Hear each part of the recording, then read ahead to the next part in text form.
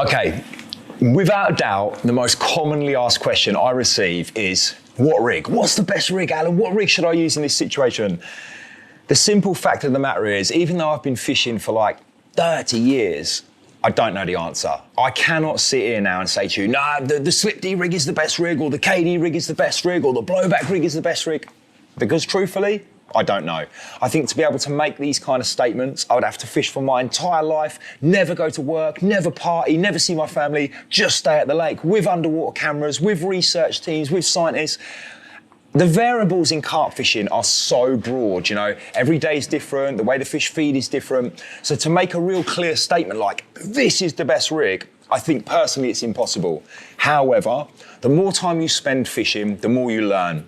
And what I have learned over the last sort of 20 years of a lot of carp fishing are a few simple facts. The first one is really dictated by you, dictated by me. How do I feed those fish? This plays a huge factor in deciding what rig I'm going to use. And it falls into two categories for me. Let's talk about the first one. You come to a tackle shop like Rockwild, and we're all guilty of this, you know. It's payday, we've got loads of money in our account. You come in here and your eyes are just like, wow, look at all this stuff.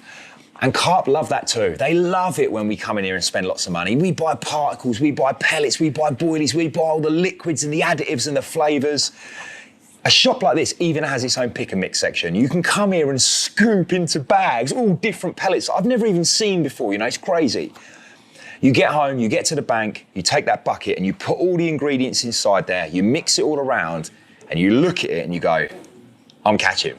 I'm definitely catching today. The carp are absolutely gonna love this. And you're right, you know, it's a very, very good tactic for catching carp.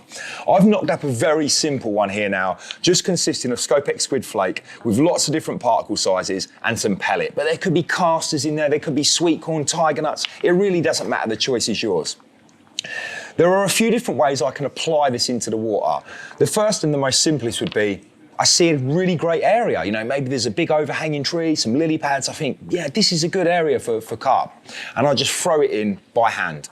Possibly, I'm using a baiting pole. You know, I'm shipping it out a little bit further, dropping it. Maybe I'm driving the bait boat out, dropping it. Potentially, I'm putting everything in a solid PVA bag, you know, and then the bag is dissolving and the food's all there. Or I could simply be out in the boat, you know, with the echo sounder, looking, or the prodding stick, find something I think's good, you know, and start to feed like this. The important thing to take from that is that when that food goes in, it will cover the bottom. You know, there's lots and lots of tiny bits and pieces, all different particle sizes, all giving off different levels of attraction.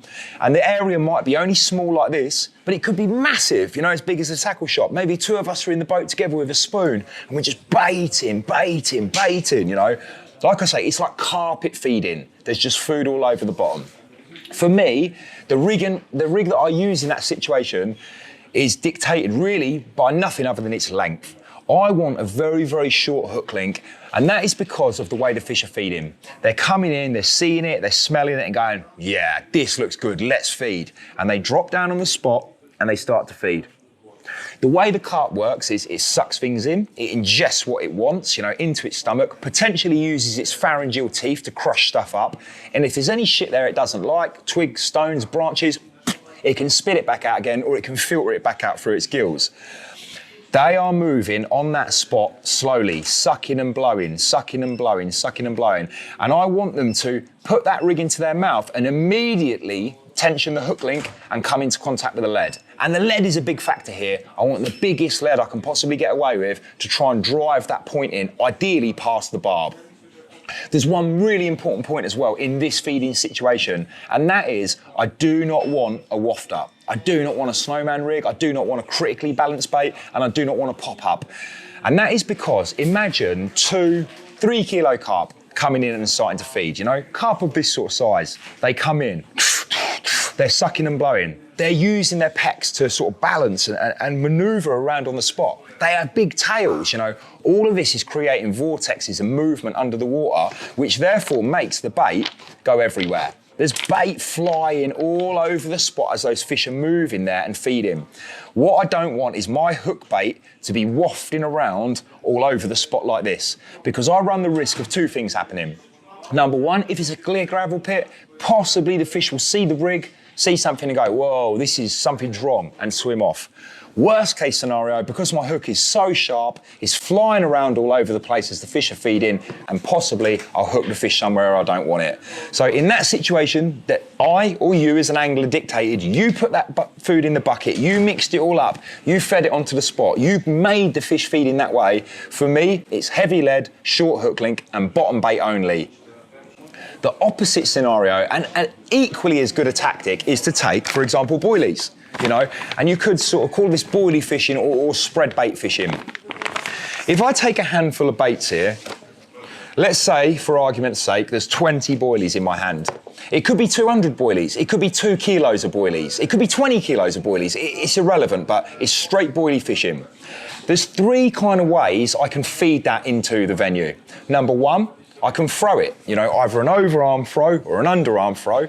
The second one is I can take a catapult, medium range, 30, 40 yards.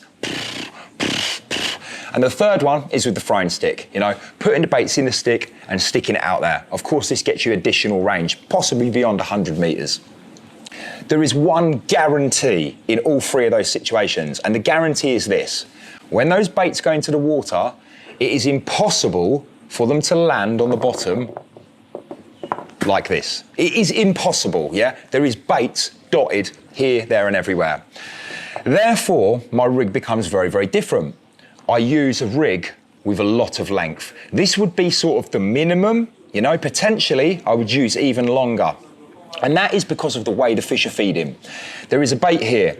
There is a bait over here. There is a bait over here. There is a bait here. There is a bait here. These baits could be dotted around everywhere. Like I say, it might be 20 baits, it might be 2 kilos of baits, but they're spread all over the place. It's a fantastic tactic, especially to cover a largest sort of area of the lake bed bottom and stop fish as they're moving through an area and hold them there.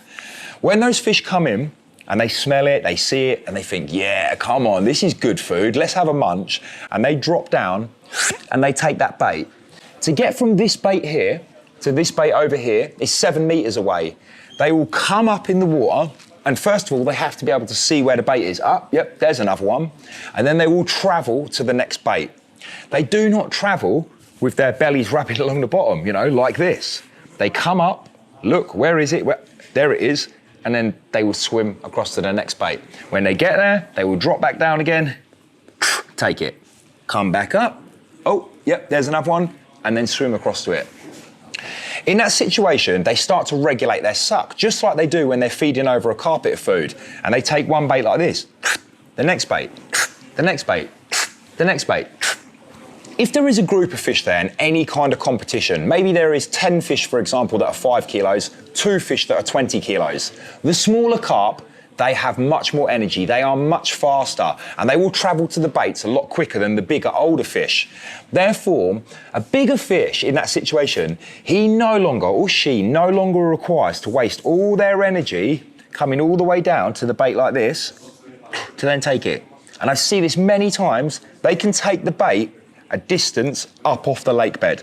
Their mouths could be this big, for example, It's not difficult for a big carp to simply go like that, and for the bait to go up into its mouth. And this is where the length of the rig comes into play. If I fish with a normal ready tied rig length, for example like this, and a decent sized fish comes in and he's taking the bait from here because he doesn't want the smaller, younger fish to get it, and he takes it from here, he cannot get it into his mouth.